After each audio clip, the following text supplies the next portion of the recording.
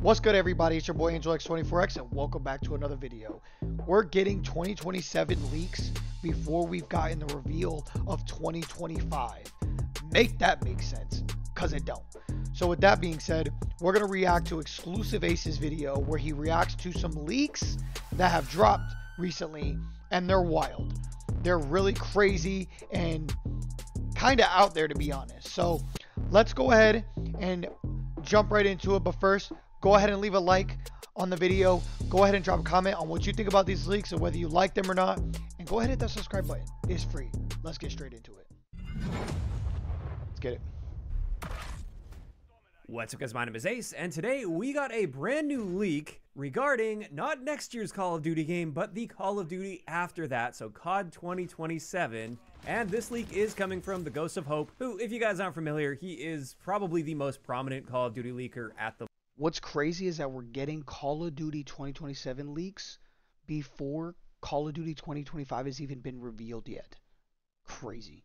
moment. He obviously has some inside sources based on all of the leaks in the past that turn out to be perfectly accurate. His track record is very, very good. However, in saying that, keep in mind this is a very early leak since we're talking about the Call of Duty that's coming in 2 years from now. So even if it's accurate now, things could easily change between now and then. Yes. Please take everything that is being said or leaked for 2 years later as a grain of salt, right? Everybody wants to speculate. Everybody's, that's what's happening, right? Since Call of Duty 2025 hasn't been revealed yet, people are just trying to find stuff to talk about. So take it with a grain of salt. But it was something I found interesting at least, and I wanted to talk about it today. And the specifics of what he leaked here are COD 2027 is going to be led by Sledgehammer Games, but it's not Advanced Warfare 2, and it... Hold on, guys. Let me move my camera. Let me move my camera.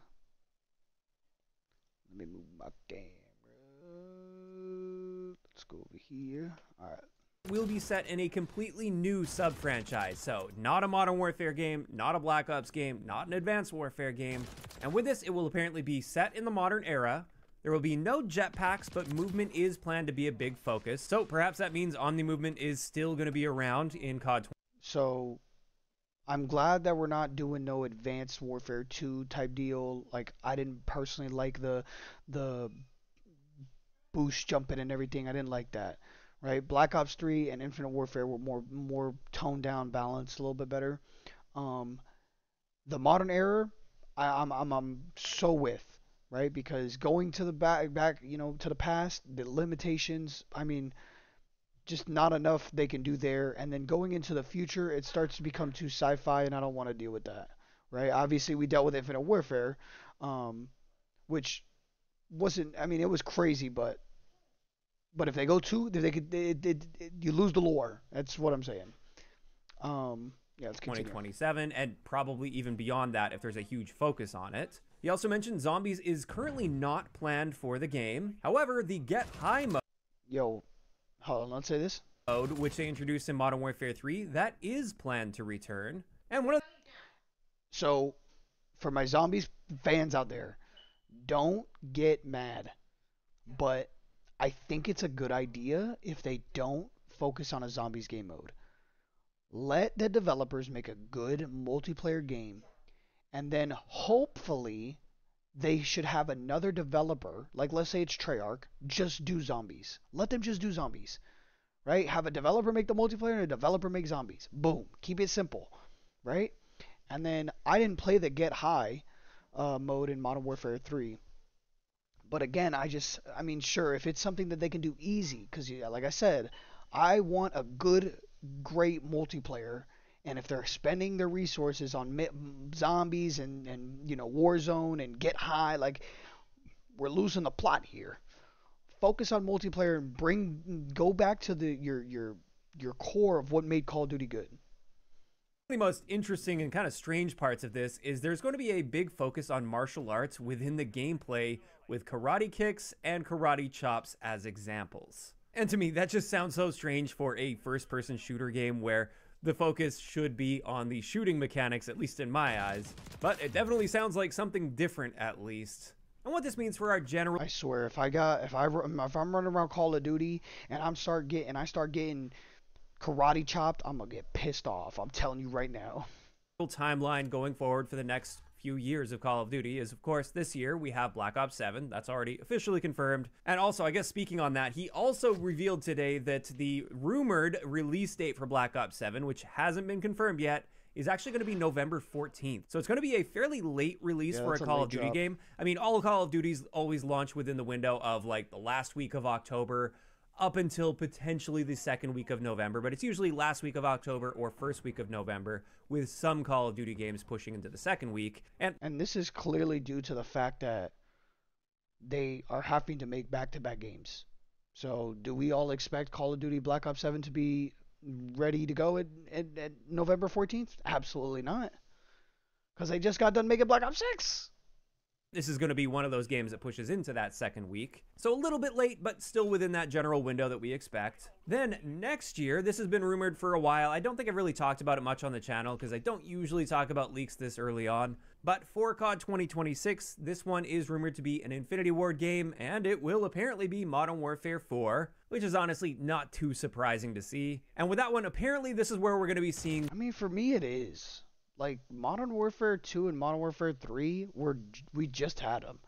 So we're doing Modern Warfare 2, Modern Warfare 3, Black Ops 6, Black Ops 7, Modern Warfare 4. I am tired of that series. Like, we need something new. And now we have to wait till Call of Duty 2027 for something new. Like, Modern Warfare 3 did not start well. And the only reason why it was saved was because they allowed Sledgehammer just to do whatever they wanted with the DLC and the updates. But the game did not start off well because they did remastered Modern Warfare 2 maps. We need something new.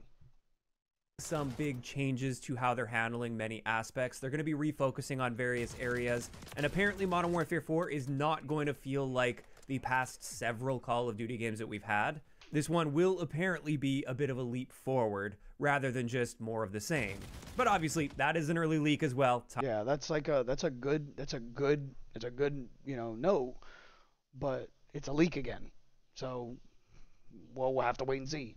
Time will tell on that. And then, like I said, for COD 2027, we've got this Sledgehammer Call of Duty that's going to be a completely new sub-franchise. And I wanted to dive a bit deeper into each of these points that he already shared. First off, the fact that this is a new sub-franchise, I think is excellent. That's something I've been pushing for. I made a video not too long ago talking about how I feel they need to break this cycle of just having... Awaken to a world of wonder in Final Fantasy XIV Online. Infinite numbers of Black Ops games and Modern Warfare games and just cycling back and forth between the two. That, I think, is contributing heavily to franchise fatigue. We need something new. We need new characters. We need a new story. We need something that feels truly new and unique, but within Call of Duty, at least in my opinion. And it looks like that's what we're going to be getting in COD 2027. This also... They definitely need to come up with like a really, really good story that has these awesome characters that we can all like connect to and relate to. And, what you could do is, so that way you bring the whole game together, is make sure that the characters in the campaign are immediately in the multiplayer and have those characters, right? They had the opportunity to do it in Black Ops 3 and, well, I think it was 3, right? No, because they had the train go boom. So in Black Ops 4, right, they didn't have no campaign, but they had all these cool specialists, but they have no, like, I don't want to read about it. I want to see what they do in action in the game. And if they can just make a really good campaign with these cool characters that we can connect to, we'll want to play the multiplayer with these cool characters, and it will just bring the whole energy of the game together. But right now, you have these burnt out old characters that they keep remastering and bringing back to the game. It's like, we want something new.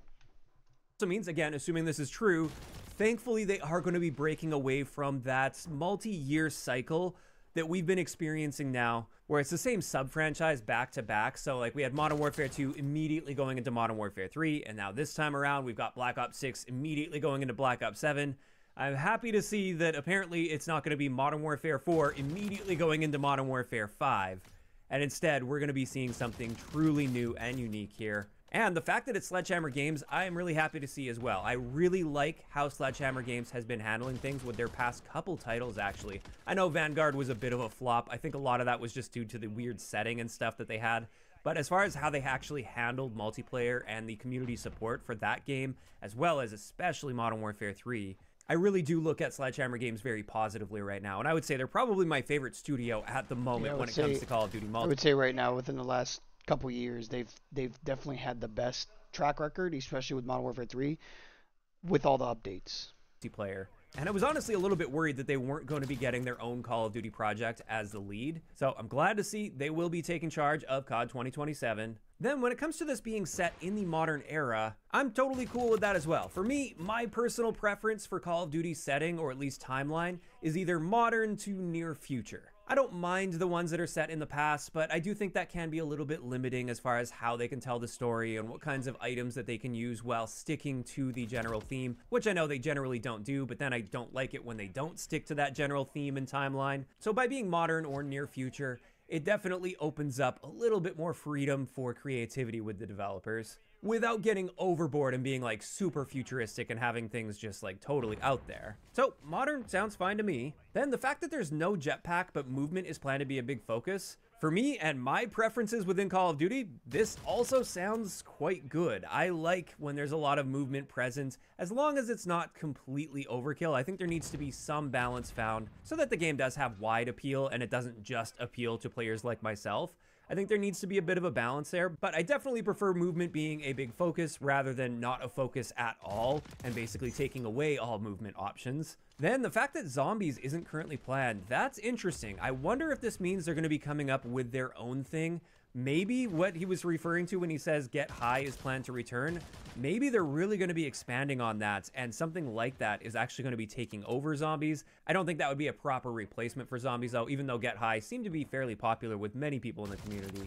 So definitely curious to see what the third mode will be, if there is even going to be a third mode. And then finally, like I said, with the whole martial arts stuff, the karate kicks and karate chops, I really wonder if that's actually going to be like a big focus of the game where you're going to be using those elements like consistently throughout a match, or if it's more so just going to be a gimmick and something that you can do as like maybe a flashy move or something, but isn't actually a part of the core gameplay and you could just go throughout games without ever seeing it or ever using it.